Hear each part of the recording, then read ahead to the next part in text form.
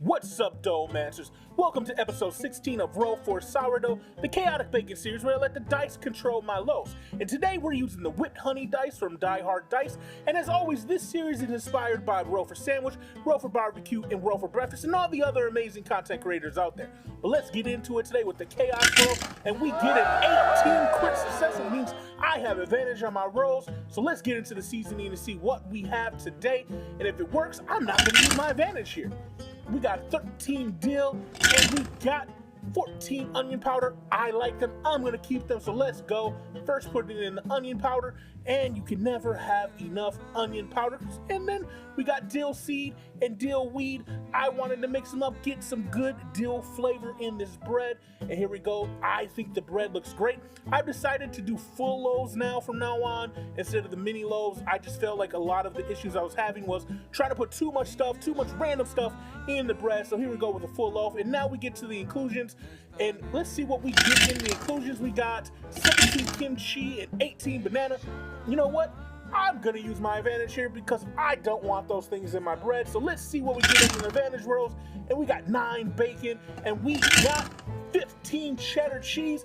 I love these rolls. Let's get them into the bread because it's gonna be perfect. And here we go. There are some changes. I learned some things.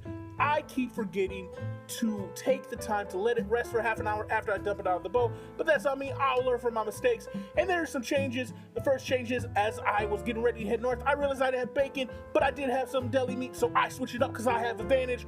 Didn't have cheddar cheese, but I got Kobe Jack.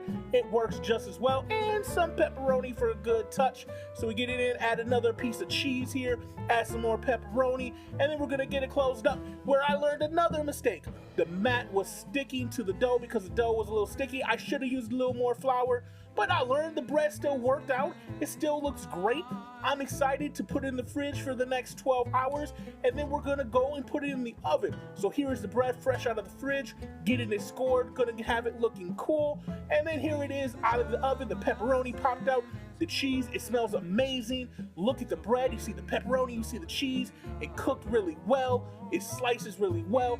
And you know, as always, we gotta get that thumbnail, so make a little weird faces here and there, and then we get ready for the bite.